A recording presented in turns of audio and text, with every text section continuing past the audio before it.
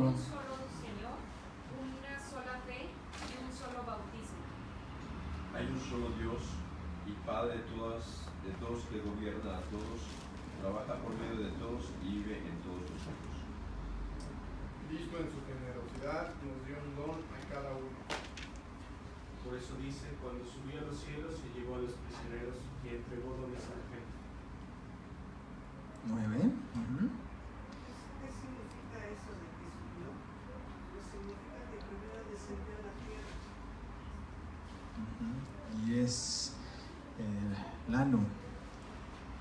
Cristo fue el mismo que descendió y luego subió a lo más alto de los cielos para llenarlo todo con su presencia. Y luego, ya es otra vez. Cristo mismo le dio dones a la gente, a unos el don de ser apóstoles, a otros el de ser profetas, a otros el de anunciar la buena noticia de salvación y a otros el de ser pastores y maestros. Él dio para el trabajo, estos dones para preparar a su pueblo santo para el trabajo de servir y fortalecer al cuerpo de Cristo.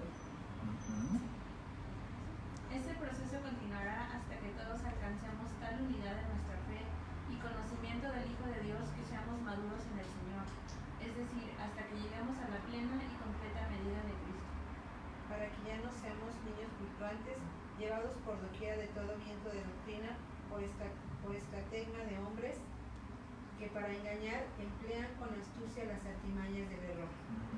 Por el contrario, maduremos y seremos como Cristo en todo sentido, enseñando la verdad con amor. Cristo es la cabeza. El cuerpo entero depende de Él.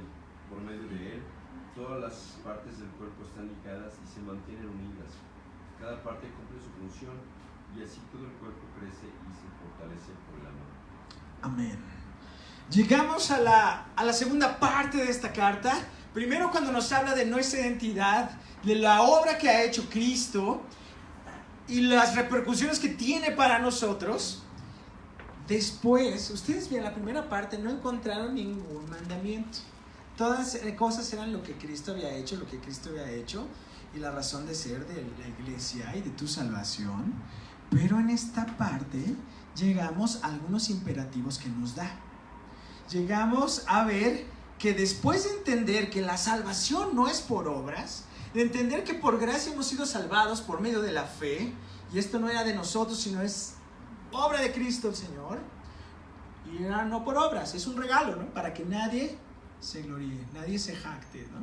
Nadie se piense superior. Después de tener claro lo que Él había hecho, de que Él había roto los muros que nos separaban, la enemistad, que el llamado es a que nosotros podamos recordar que somos un solo cuerpo y que las promesas que fueron para Israel son para nosotros en Cristo. Después de ver toda la obra que Él ha hecho, después nos habla cosas que dependen de nosotros. Ese crecimiento, ese llamado a ser uno, es parte de una actitud que tú debes ir desarrollando, ¿no? Y vamos a ver, me llama la atención algunas cosas. Hay momentos en los cuales nuestra fe va a ser desafiada. Vivimos en un mundo complicado. Vivimos en una sociedad que está totalmente opuesta a Dios en muchas cosas. ¿Cuál es el nivel de nuestro compromiso? ¿Cuál es el nivel de compromiso que tienes por la misión de Dios? Hay grados de compromiso. La gente el día de hoy no desea compromiso en nada, ¿no? Cuando pasas y la gente te está ofreciendo cosas, te dicen pase, véalo. Sin compromiso, ¿qué significa? No tienes que dar algo que no te va a costar nada. Y así queremos que las cosas ya no nos cuestan, ¿no? Queremos amor, y ese se le puede llamar amor sin compromiso. Relaciones sin compromiso. Amistades, bueno, cuando quiero lo saludo, cuando necesito algo lo busco, pero no me involucre en su vida. Queremos compras así, queremos crecimiento espiritual sin compromiso.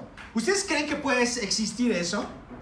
¿Puede haber cristianismo sin compromiso? Entonces, no puede existir. Pues es una simulación. Puede ser solamente la gente tener una religión sin compromiso. Es más, el 80% de los mexicanos dicen que creen en Dios. pero podemos ver que es una espiritualidad sin compromiso. Es como venir a un show de iglesia. Claro, es como me convierto en un consumidor exigente, entonces debe hacer el show así. ¿Por qué? Porque entonces yo busco en el catálogo de iglesias de religiones la que me sirva mejor, la que me dé, la que se ajusta a mis tiempos, mis necesidades, mis cosas. Entonces soy un creyente sin compromiso, soy un consumista exigente, ¿no? Un consumidor exigente. Entonces si no predican como me gusta, si no cantan como me gusta, si el lugar no está como me gusta, entonces vámonos a otro. Al fin hay muchos lugares, al fin las transnacionales han llegado. Entonces la pregunta es, los grados de compromiso van a manifestar cuán apasionado estás, cuán involucrado estás en la causa de Jesús. En algunos lugares del mundo, ser cristiano no es un juego. Mientras aquí la cristiandad en Occidente se pelea hasta entre ellos mismos, nos peleamos. En otros lugares la cristiandad tiene que unirse, porque solamente unidos prevalecen. Y ya no están peleando si son de alguna otra denominación, sino que tienen que verse como hermanos porque hay una gran persecución. Dale clic. Ahí en medio, dale clic. Ahí en medio, dale clic, exacto.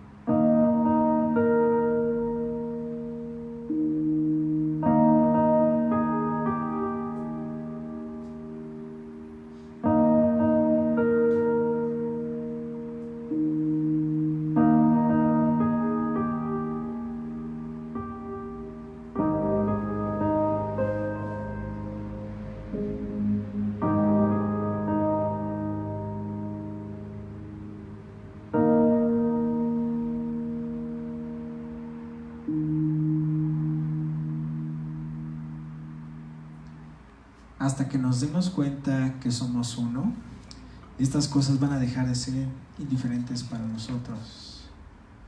Los creyentes en Jesús, en todos los lugares, en todas las épocas, somos llamados a ser uno. El llamado a ser uno no significa que uniformidad. No vamos a ser iguales nunca. Todos venimos de diversas costumbres, de diversos contextos, de diversos lugares, de diversas familias, de diverso color de piel, etcétera, y de diversas espiritualidades, ¿no? Aprendimos la fe de diferente forma, pero ahora llegamos aquí, ¿no? Y tenemos algo más grande que nos une y que puede superar cualquier diferencia, que es la cruz de Cristo y su gran amor. El ser uno no solamente es una utopía o solamente una palabra bonita para hacernos sentir bien, sino tiene que ser una actitud en la cual yo me comprometo con Dios profundamente y me comprometo con mi prójimo. A menos que yo no me pueda comprometer con mi prójimo, nunca vamos a ser uno. Siempre va a haber algo que va a hacer que queramos excluir a los demás. Entonces el llamado que nosotros vemos en este pasaje de la Escritura es a ser uno. Y llamados a ser uno nos lleva precisamente a reflexionar en nuestra vida y cómo nosotros podemos responder a la palabra de Dios. Y la primera cosa que podemos ir viendo, adelante, es que estamos llamados a vivir en un nivel más alto, a un estándar, no solamente a un compromiso mediano, no es simplemente una espiritualidad de emergencia de 911, sino a vivir una fe que me lleve a crecer. Y cada vez yo no esté conforme con quedarme, pues simplemente con que ya hice, repetí una oración de fe y ya tengo una nueva religión, sino que en mi compromiso con Dios yo siga avanzando cada vez más para ser como Jesús, para que Cristo sea visto en mí. Eso es, que Cristo sea todo en mí. Estamos llamados a vivir un estado más alto. San Pablo dice en el versículo 1, yo pues, preso en el Señor, ¿qué les dice? ¿Cuál es el primer desafío? Él dice, yo estoy en la cárcel por causa del Evangelio, pero yo les pido encarecidamente que, ¿qué es lo que leen en el versículo 1? Fuerte, alguien que lo lea. Yo, Pablo, preso por la causa del Señor, les ruego que vivan de acuerdo con el llamado que Dios les ha hecho. Vive de acuerdo con el llamado, vive de acuerdo con la vocación. La invitación que les hace San Pablo es a recordar que la posición que tienen en Cristo, o sea, esa nueva identidad que han encontrado en Él, no la puedes tener en poco. No puedes pensar que solamente es como una de las aficiones y gustos que tienes, ¿no? Así como a veces hay personas que sus aficiones las llevan al extremo y eso hasta los define en su vida. Aquel que es karateca, aquel que es rockero, aquel que es, no sé, que le gusta hablar de dinosaurios. No vino. Pero anda de acuerdo a la vocación que tienes. O sea, recuerda que tienes un lugar en Cristo que te sentó en los lugares celestiales en Él. La vocación es el destino señalado que Dios te ha dado. ¿Cuál es tu destino? Hemos estado estudiando eso. Lo hemos visto a lo largo de la carta a los Efesios. Entonces vive de acuerdo a esa vocación que tienes. Obedece las pautas de ese llamado que Dios te ha dado. No puedes vivir menos. No puedes estar pensando que Dios solamente es una parte de mi vida, es una afición más, es que tengo que ser religioso por naturaleza. Tienes algo más profundo que una afición más. Tienes una relación profunda con Dios y eso define tu presente y tu futuro. Entonces yo vivo de acuerdo a eso. No puedo vivir por menos. O sea, ningún líder tiene el derecho de pedir a otros lo que él no está dispuesto a hacer. ¿Y por qué se los dice? En el principio les dice, yo estoy en la cárcel. O sea, el llamado que tengo de Dios me lo he tomado tan en serio que me costó hasta la libertad. Y le costó la vida porque le cortaron la cabeza. Entonces él dice, yo estoy llevando mi fe hasta las últimas consecuencias. Y yo quiero preguntarte, ¿estás llevando tu fe hasta las últimas consecuencias?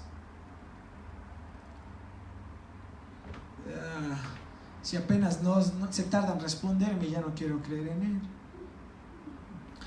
A veces queremos que la gente haga lo que nosotros no estamos dispuestos a hacer. Ay, ve a la iglesia, ¿no? Recuerdo mi papá me contaba que mi abuelito los mandaba al templo a mi papá y a mis tíos, pero él no iba. Vayan a la iglesia, pero él no iba. Y de los hijos que mandó, solamente pocos continuaron con una fe en Cristo. Muchos de ellos no es relevante para mí. A veces queremos nosotros decirle a la gente cómo debe vivir. Deberías creer en Dios, deberías dejar la idolatría. Pero a veces nosotros mismos seguimos siendo presa de muchas otras cosas que no son imágenes, sino son posiciones, sino es dinero, sino es reconocimiento, etcétera, etcétera, etcétera. Pablo había puesto todo en orden en su vida para seguir el propósito de Dios y eso le costó. Pregunta, ¿vives la fe hasta las últimas consecuencias? Sus hermanos africanos están pasando, y no solamente los cristianos en África, los cristianos en Irán, en Corea del Norte. Ahí no puedes jugar con ser cristiano. Apenas liberaron a un pastor que estaba en Turquía, ¿no? Él ya tenía bastante tiempo viviendo allá, plantó varias iglesias, y de repente empezaron a hacer rumores y chismes contra él y lo metieron en la cárcel. Y fue una batalla legal fuerte, pero fue una batalla de oración alrededor del mundo. ¿Y qué decir de otros cristianos que son perseguidos por su fe? Ahí no puedes jugar, ahí tienes que andar de manera como es digna de la vocación. No puedes jugar. Gozamos de mucha libertad en Occidente, pero lo triste es que a veces no estamos viviendo a la altura del llamado que hemos tenido de parte de Dios. Si bien es cierto, no es de que tienes que vivir así para agradar a Dios, sino es al revés. He sido amado incondicionalmente por Dios, he sido aceptado por Dios a pesar de ser como soy. Ahora tengo que vivir en respuesta de lo que Dios ha hecho por mí, en gratitud a la obra poderosa de Cristo. Tengo que vivir de otra forma, no puedo vivir a medias. Tengo que llevar mi fe a las últimas consecuencias, y no significa que seas un fanático, porque el evangelio, la fe en Cristo no es que te arranque todo el entendimiento, el sentido común, ¿no? El estudio. El apasionamiento por Dios va de la mano con tu intelecto. No amas al Señor con todo tu corazón, con toda tu mente, ¿no? Con todas tus fuerzas, pero también con toda tu mente. Y los debes amar igual, de intenso. Expresa que la vida que tenemos es un ministerio de tiempo completo. ¿Has visto esas farmacias 24 horas? A veces vas y tocas y está dormido el que la atiende, ¿no? Y dices, ¡ey! ¿No? Ya sales, ¿qué pasó? ¿No? Todo dormido. Bueno, la fe cristiana es un ministerio de 24 horas. A veces hemos pensado que el ministerio solamente está englobado para las personas que han ido al seminario, que son clérigos, ¿no? Y que entonces, bueno, el pastor y otras personas, los de la alabanza, ¿no? Eso sí tienen un ministerio, pero como yo no, pues yo no tengo responsabilidad con nadie. Y quiero decirte que estás equivocado. Uno de los enfoques de la Reforma Protestante fue esto: el sacerdocio universal de los creyentes. O sea que cada persona estamos habilitados y llamados por Dios para poder guiar a otros a Él, a reconciliar. No dependemos de clérigos, sino que cada uno de nosotros somos ese pueblo de Dios que es llamado a que llevemos a este mundo a que se reconcilie con Dios. Entonces es algo bien interesante. El ministerio no solamente es el domingo, el miércoles, sino todo el tiempo. Cuando dices, es que Él es ministro de tiempo completo, te estás olvidando que tú también, y que eres misionero en la empresa, y que la empresa te está pagando para ser un ministro de tiempo completo ahí donde estás, en el banco, en la obra, ¿no? En los medios de comunicación, en el consultorio. Eres un ministro de tiempo completo, y vete así. No solamente el hermano que estudió teología, la hermana que canta, o los hermanos músicos, sino cada uno de ustedes son un ministro de tiempo completo, y tienes que verte así. Si no, estamos haciendo una separación que no es sana para el ministerio. Entonces, ¿cómo estás viviendo tu cristianismo? ¿Cómo tu relación con Dios da evidencias de que eres un ministro de tiempo completo, y que tú mismo te ves así, y que tienes que llegar hasta las últimas consecuencias de tu fe? Lo más increíble es que las últimas consecuencias es ser como Jesús. A eso caminamos. Versículo 2 nos lleva a recordar también que llevar nuestra fe a nuestras últimas consecuencias, aparte de que somos llamados a un nivel más alto, ¿no?, a ir creciendo nuestra santificación, nos llama a fortalecer nuestro amor. ¿Qué tiene que ver esto? Versículo 2, ¿qué nos dice? ¿Puedes leerlo, Lanu? Sean siempre humildes, amables, tengan paciencia, sopórtense con amor unos a otros. Es muy interesante porque esta misma palabra, estas mismas frases son las que Jesús dice de sí mismo, ¿no? Aprendan de mí, que soy humilde y manso de corazón. Con toda humildad y mansedumbre, sopórtense con paciencia. Identifique a ti. Si la gente pudiera describirte en una palabra, ¿qué diría de ti? Lépero, ¿no? Vulgar, no, no es cierto. Ojo alegre, no. ¿Qué dice de ti? Recuerdo que una vez estábamos en la universidad y nombraron el nombre de un compañero de trabajo, de la escuela, no recuerdo que decían, él, pero ese cuate es la peor persona que he conocido en mi vida. ¿Qué pueden decir de ti? ¿Qué te caracteriza? No solamente que hueles bien, que vistes bien, sino la marca que debe identificarnos a los hijos de Dios es el amor. Y Jesús lo dijo, en esto sabrán que son mis discípulos, porque saben amar a las personas aunque no haya razones para hacerlo. Pues qué fácil, ¿no? Saludar a quien te saluda, ser cool con la persona que es cool contigo, pero qué increíble, precisamente ese amor lleno de gracia y de verdad es darle misericordia, darle perdón a quien no lo merece y ha hecho todo lo posible por molestarnos. ¿Nunca te ha pasado que hay gente que te hace la vida imposible en el trabajo? Hay gente que te hace la vida imposible en tu familia, hay hermanos conflictivos, hay tíos malvados, hay gente que se burla de ti, hay gente que hace lo posible para que te corran de la chamba, o hay gente que te quiere dar baje con tu pareja. Hay gente que hay que amar de lejos, ¿no? Pero es muy interesante, porque aunque no lo merezcan, es un amor que nos recuerda que puede brillar la gente más que nosotros y no nos molestamos. Estamos contentos que a tu amigo le pueden dar un ascenso y no estás pensando por dentro, ¿y por qué a mí no? Que tu mejor amiga se va a casar con casi un Brad Pitt, ¿y por qué a mí no me hacen caso si yo estoy más guapa, no? Que te alegres de las victorias de otros y que sepas que Dios tiene su tiempo para ti y para ellos.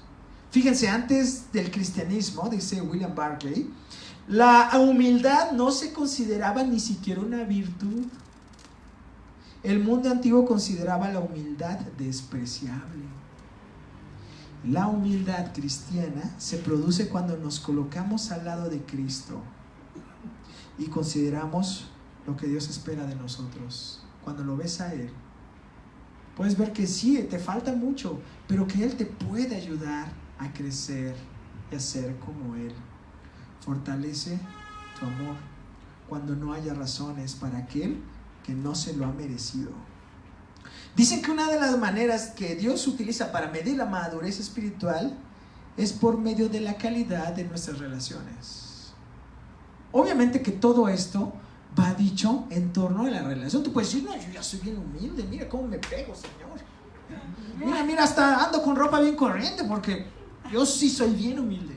Pero esto, la madurez se ve en la calidad que tienes en la relación. Hay gente que puede ser grande orador en la iglesia, puede hasta mostrar milagros y lo que sea, pero se ve su madurez, cómo trata a sus hijos, cómo trata a su esposa, cómo trata a las personas. Nos falta mucho por crecer. Entonces, dicen por ahí, Dios no te va a decir platícame de tu profesión y de tu cuenta bancaria, ¿no? Tú vas a ver que en el juicio de las naciones, como lo ves en el Nuevo Testamento, es en relación a cómo trataste a los demás, cómo trataste al migrante, cómo trataste al pobre, cómo trataste, ¿no? Y ahí se verá tu madurez cristiana. O sea, Jesús dijo que la manera de amarlo es amar a esos más pequeños como Él los hubiera tratado. Entonces es muy interesante porque eso nos desafía a nosotros. Quiero contarles esta historia. No sé si ustedes recuerdan un poco de la vida de esta mujer llamada Helen Keller, y es muy conmovedora porque es una muchacha que ya padecía de sordera y no podía ver. Entonces ella estaba creciendo con severas desventajas en su vida, y más para ese tiempo, pues la gente desechaba a las personas con discapacidad. Pero pasó algo.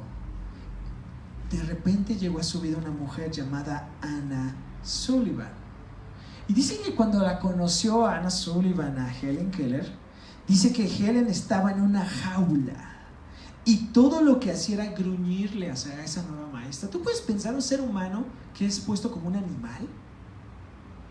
Pero dice que Ana, casi ciega ella misma, debido a una fiebre infantil, o sea, tampoco estaba muy bien que digamos, trabajó con Helen en cada aspecto de su vida, ¿no? Ahí pueden ver a Anna Sullivan, que tampoco veía muy bien que digamos, pero estaba ayudando. Fíjense, le enseñó a crecer en la percepción, reconocimiento, a desarrollar hábitos personales, modales y hasta en la manera de hablar. Y dicen que con el tiempo las dos se hicieron compañeras inseparables. Obviamente en el principio Helen fue muy agresiva con Ana.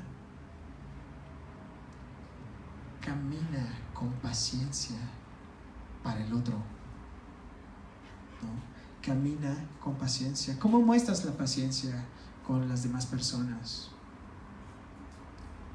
¿Cómo expresas que no te cansas? Yo sé que no es fácil para nosotros, pero te voy a contar algo. Cuando Helen alcanzó la edad adulta y ya era una mujer absolutamente transformada, se comunicaba eficientemente, comía por sí sola, atendía sus necesidades personales. O sea, Anna Sullivan había logrado una transformación absoluta en su protegida y la ayudó a convertirse en una mujer educada que se valía por sí misma.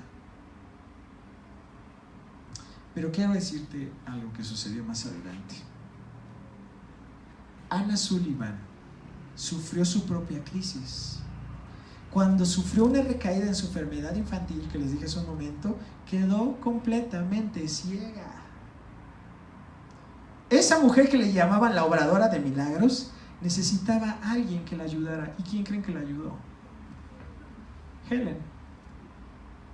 O sea, Helen Keller, la mujer que recibió el estímulo e instrucción de Ana, le extendió la mano a su antigua tutora. Y Helen pudo devolver algo a la persona que le había dado tanto. Quiero preguntarte, ¿te has cansado de acompañar a las personas a crecer en su fe? A veces dices, ya me cansé de repetirte lo mismo, ¿no? A veces le dices a tus hijos, ya me cansé de decirte que recojas tu cuarto, que seas educado, que busques a Dios, porque en los momentos donde yo no esté, yo no sé qué vas a hacer, ¿no? A veces te cansas de decirle a tus hermanos y a tus amigos, pero el texto nos dice que nos soportemos en amor y caminemos con paciencia con los demás. Con toda humildad y mansedumbre, seamos un apoyo los unos a los otros en amor. Es muy fácil que yo pueda criticar las actitudes negativas o las costumbres que no sean tan buenas que tú traes.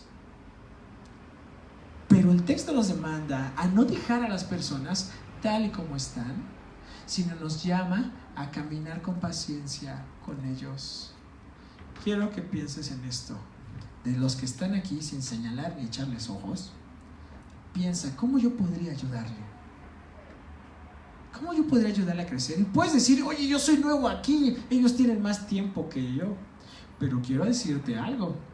Primero, Anna Sullivan ayudó a Helen Keller, pero después fue al revés. En algún momento San Pablo dijo, este Juan Marcos no es tan bueno. Y hasta se enojó con Bernabé por eso. Pero años después dijo, envíenme a Juan Marcos, porque es alguien muy valioso en el ministerio. ¿Con quién tienes que tener paciencia ahora? Quiero que lo tengan conmigo, pero ahora tú, ¿con quién vas a tener? ¿Con quién vas a caminar? Piensa. A veces dices, cómo me cae mal cuando ya empieza este hermano con sus actitudes. Bueno, ¿cómo lo estás acompañando a crecer en amor? 3. Vamos a ver qué dicen los versículos 3 y 4. Si ya vemos que estamos llamados a un estándar más alto, estamos llamados a que el amor sea la marca que nos identifique. ¿Qué dice el versículo 3?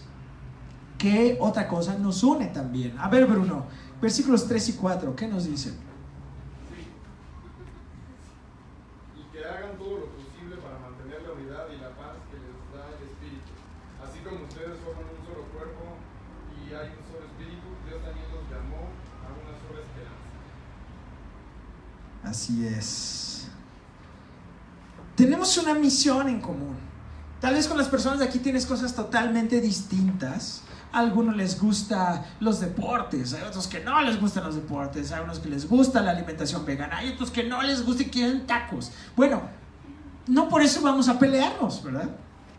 Unos hablan inglés, otros apenas hablamos español, imagínate.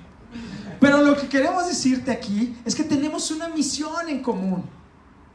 O sea, sí, existe una invitación a una búsqueda activa de la unidad. La unidad no se va a dar por otros, pues que lleguen y que me quieran.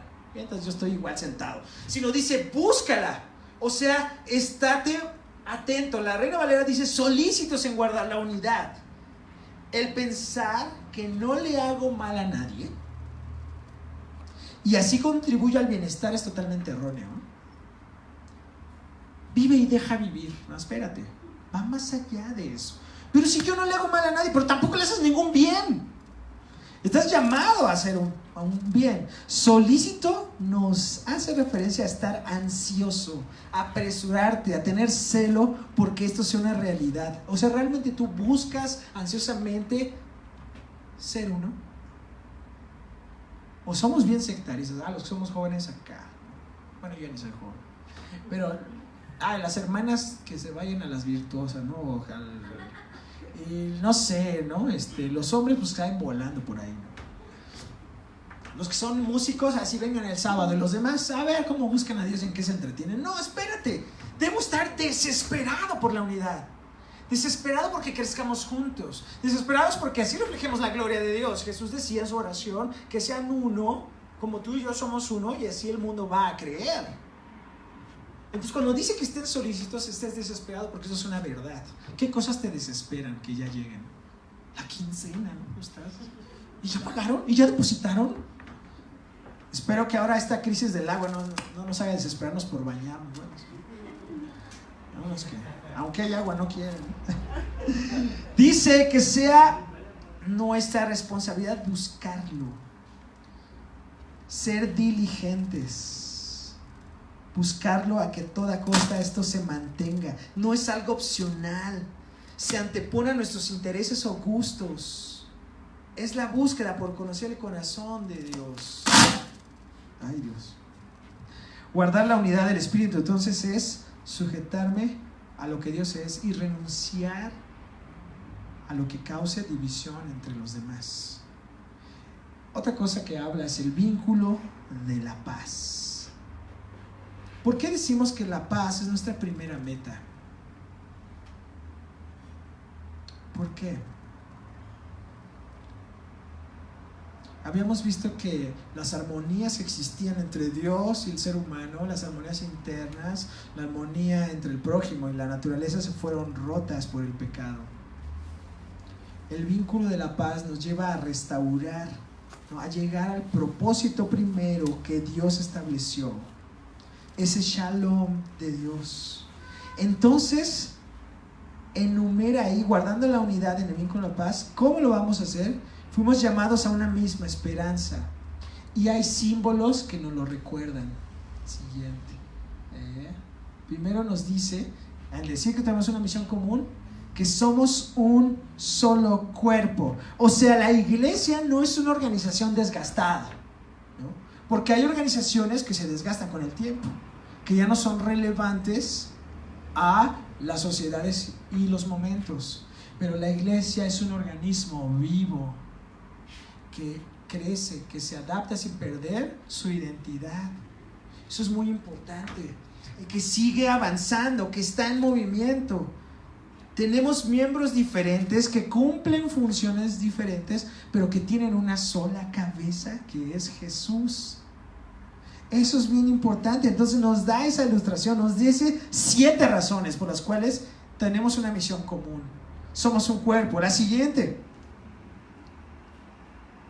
que tenemos un mismo espíritu. O sea, tú no llegaste a ser cristiano porque fuiste más listo que los demás, Tú llegaste a ser cristiano por la obra del Espíritu, porque Él operó esa regeneración en ti, te dio hambre y sed de buscarlo, te fue llamando con sus lazos de amor hasta que no te resististe. Fue ese llamado irresistible de Dios por medio del Espíritu. Tenemos acceso al Padre por ese Espíritu. y nos capacita y nos da la oportunidad de tener la certeza, ¿no?, de que Cristo vive en mí. ¿Cómo se cumple esa promesa que dijo Jesús? Estaré con ustedes todos los días hasta el fin del mundo. ¿Cómo se cumple? A través del Espíritu Santo. Cristo viviendo en ti, ¿no? Así lo cumple cuando dice que estará con nosotros. Entonces, somos un cuerpo, un mismo espíritu, que nos llama, ¿qué nos dice también? Una esperanza. Nos recuerda que Jesús vendrá de nuevo y restaurará todas las cosas. Que no caminamos nada más al ahí se va, o que no tenemos un futuro incierto, aunque todas las cosas son inciertas. Lo único que tenemos cierto es lo que Él hará por nosotros y que Él cumplirá sus promesas. Quiero decirte algo, tu fe no está basada en emociones, sino está basada en las promesas de Dios, que son hechos reales. Una fe basada en emociones, te paras de buenas en un día, sí, soy hijo de Dios, amén, les mandas memes a todos por el WhatsApp, de esos paisajes con un texto y di amén después. Pero hay días que te paras de malas, que llegas tarde al trabajo, que te regañan en la escuela, que perdiste los archivos, se te perdieron las memorias USB, qué sé yo, y donde tenías la tarea, etcétera, etcétera, y dices, Dios no existe porque me va muy mal, ¿no? Tu fe no está basada en emociones. Hay días que te vas a parar de malas y días de buenas. Tu fe está basada en hechos reales, en las promesas de Dios que establecen su palabra, que no cambia, su palabra eterna. Entonces, nos recuerda también que tenemos un solo Señor, ¿no? La confesión de los cristianos es que Jesús es el Señor. Las personas decían antes que el César era el Señor, era el que los cuidaba, el que les daba el bienestar, les daba la paz romana, pero en este momento dijeron, no, el único Señor es Jesús, y por eso los persiguieron. Esa declaración era muy peligrosa en la antigüedad. Ahora lo decimos y ya la palabra Señor es como, oiga, Señor Fonseca, ¿no?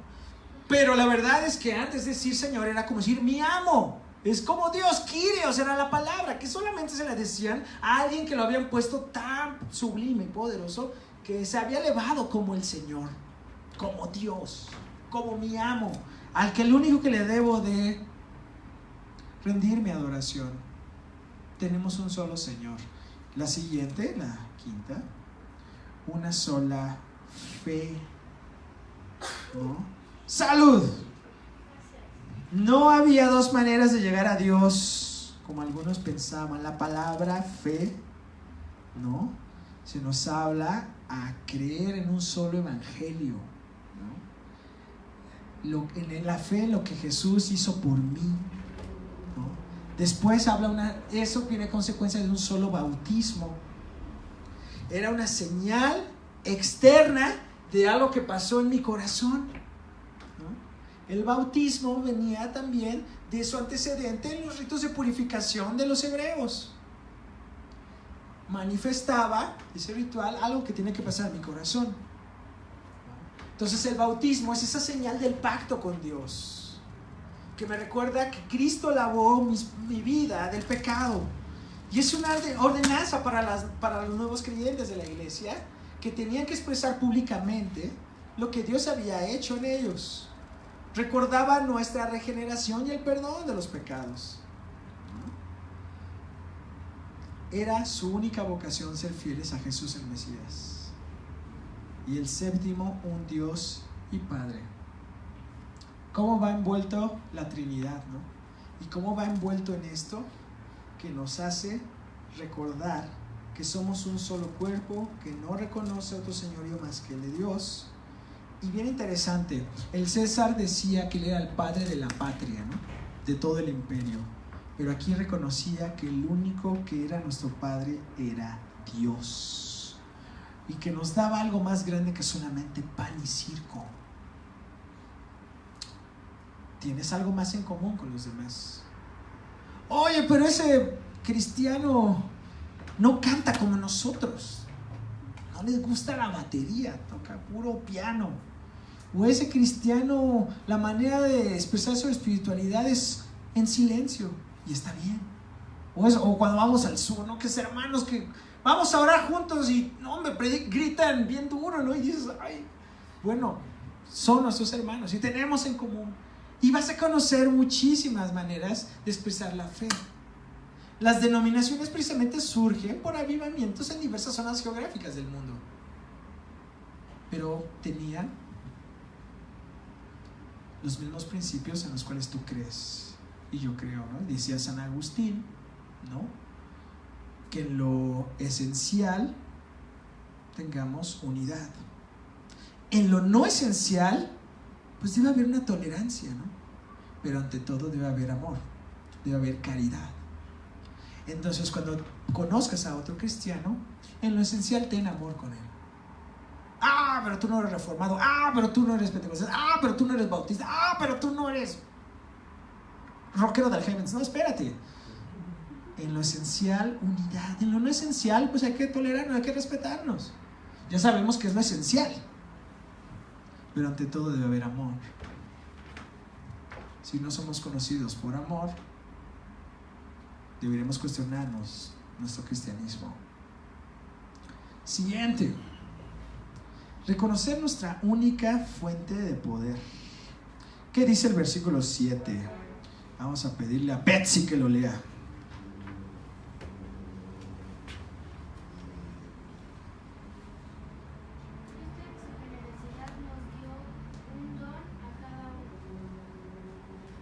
¡Wow! O sea, cada creyente tiene un don. Ahora, recuerda, los dones son para edificación del otro. Estamos hablando de la unidad, lo vemos en su contexto, soportándonos unos a otros, llevando a que el otro crezca, que sea mejor que yo, que se parezca a Jesús. Entonces, es bien interesante porque nos dice cada uno, hemos recibido un don por gracia. Piensa entonces, ¿cómo estoy sirviendo a Dios? ¿De qué maneras evidencio que esto especial que el Señor me dio lo estoy poniendo a sus pies? Hay gente que quiere beneficiarse de los dones de Dios y que es el medio, ¿no? Utilizo a Dios para mis propios fines. Pero aquí está totalmente en contra de eso. Nos dice que hemos recibido eso para bendecir a otros, de acuerdo a lo que hemos estado leyendo. Nos fue dado un don. Y el versículo 8, ¿qué nos dice, Omar?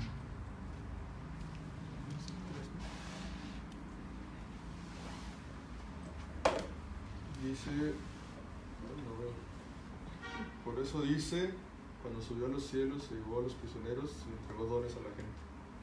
Exactamente. A veces no nos vemos como personas que pudiéramos influir en otros. O sea, el hecho de ser a la imagen de Dios debe de recordarte que tu vida impacta a las personas que están alrededor de ti.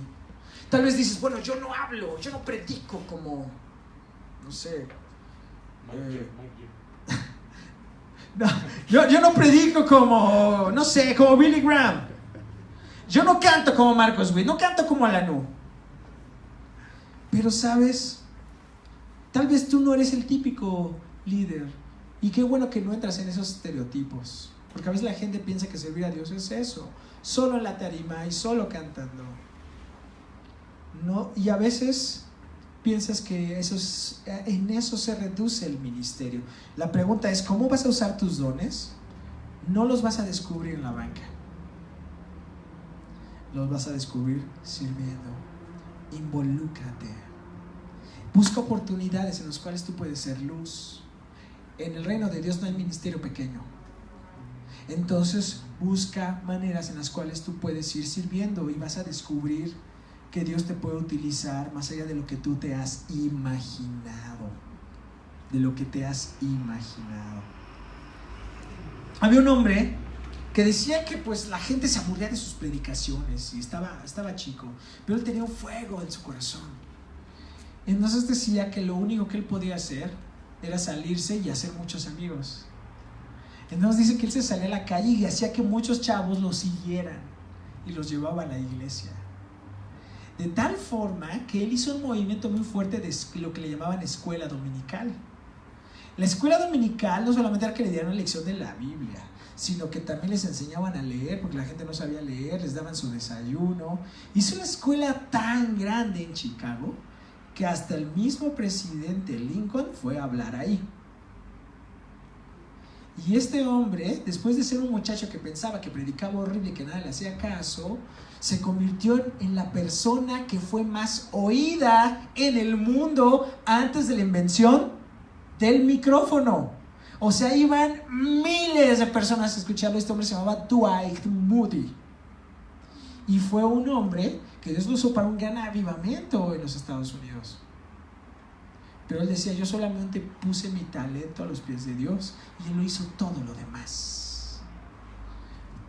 A veces piensan, no, pues yo no soy el estereotipo de líder, pero dice que a cada uno le dio un don. Y dice esa figura de los soldados romanos que cuando iban a una batalla, los emperadores iban entrando y llevaban preso al rey enemigo. Lo llevaban exhibiéndolo ahí. Y cuando hacían esa marcha, ellos llevaban lo que era el botín de guerra y se lo iban repartiendo a la gente. Recuerden, pan y circo. Pero en ese tipo esa es la figura que está diciendo San Pablo, que descendió a lo más profundo, ¿no? Y dice que le dio dones a los hombres. Utilizando esa figura, así como ese rey que conquistó al enemigo y le iba dando su botín de guerra a los demás, así también Jesús vino, se humanó, se humilló, venció a la muerte para darte a ti una capacidad sobrenatural para servirle. Piensa, ¿cuál es mi don? No, pues todos queremos los más espectaculares, ¿no? Milagros y esto. O sea, puede suceder, pero también puede que no, y que tengas otro, y que estés obsesionado por otros que no son los tuyos. No, pues yo nada más quiero el don donde esté aquí hablando y sí, mandando a la gente y todo. Espérate. En el servicio está la grandeza. Ahí es donde vas a encontrar cuál es tu don. Nadie va a venir a decírtelo de manera espectacular. Qué bonito sería, y todos queremos eso, como el horóscopo cristiano. Dígamelo, ¿dónde debo de seguir? No, espérate. Tienes que descubrirlo, y Dios trabaja en esos procesos. No, es que bien fácil, ¿no? Mándeme un WhatsApp. No, tengo que servir al Señor, involucrarme en lo más mínimo. Y si en lo poco soy fiel, en lo mucho seré puesto. Y ser puesto en lo mucho no significa que voy a estar en un rango mayor. Puede ser eso mucho en que el ministerio va a tener un alcance de bendición para los demás, aunque sea el más humilde. Aunque sea el más humilde.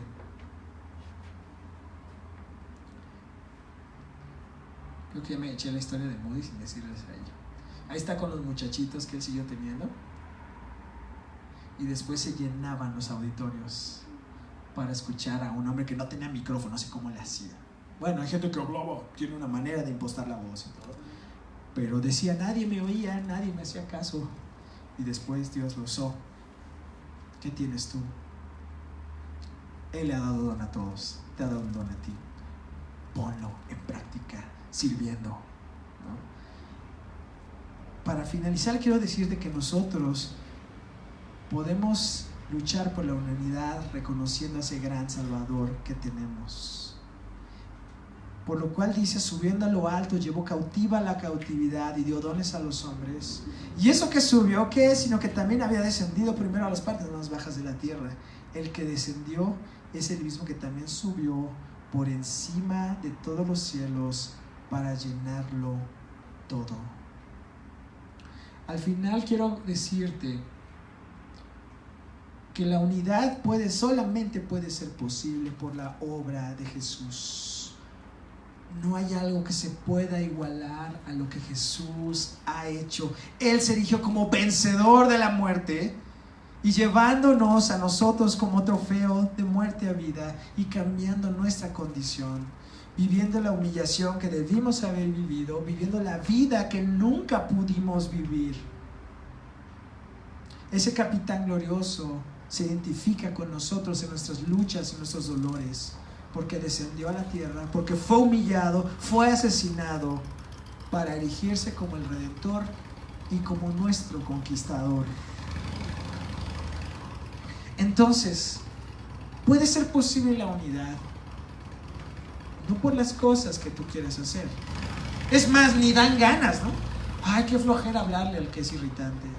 Qué flojera tomarme en serio la fe. Mejor veo enlace o escucho la 1440 acostado en mi cama o echándome una barbacoa, ¿no?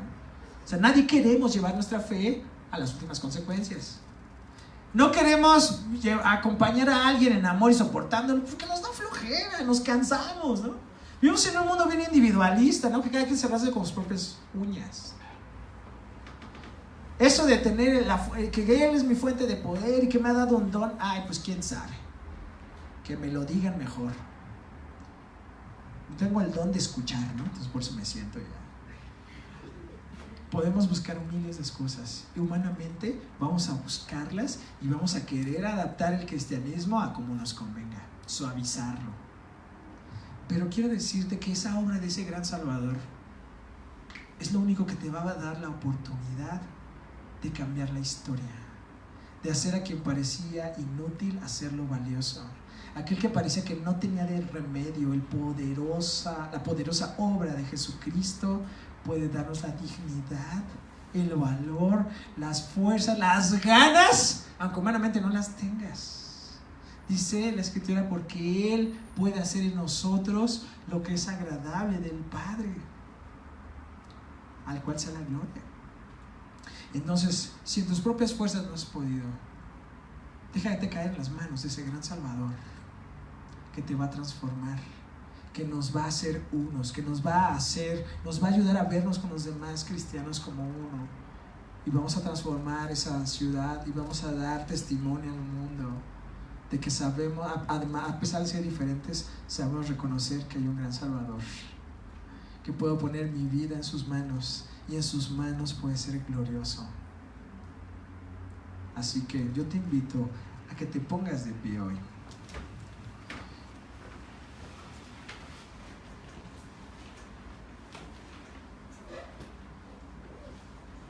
Cierra tus ojos.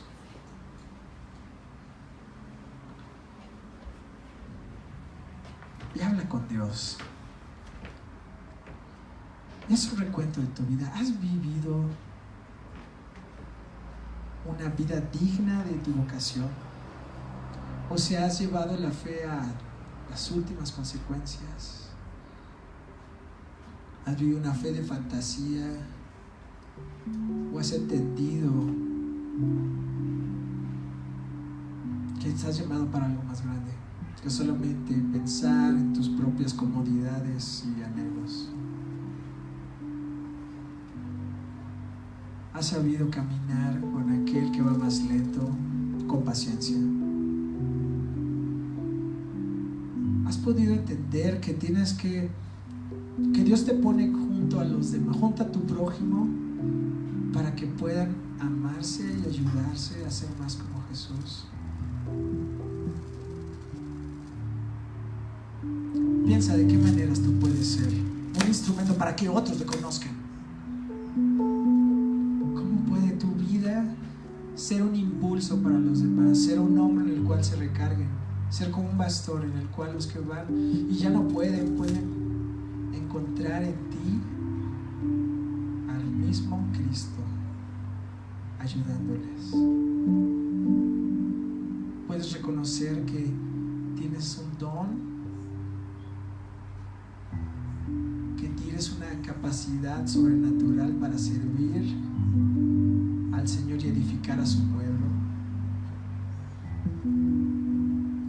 Dile al Señor, ayúdame a identificar cuál es, a no anhelar solamente aquellos que pueden parecer espectaculares a la vista de los demás, y que es igual de glorioso aquel don que no es tan notado como el que sí lo es, porque tú sí lo notas, Dios, porque tú no eres como la gente que solamente se deja apantallar por cualquier cosa, sino tú eres alguien que a pesar de nuestra incapacidad muestras tu gloria en aquellos indefensos, en aquellos que parecieran vil y menospreciados. Señor, ayúdame a que ese don pueda ser bien usado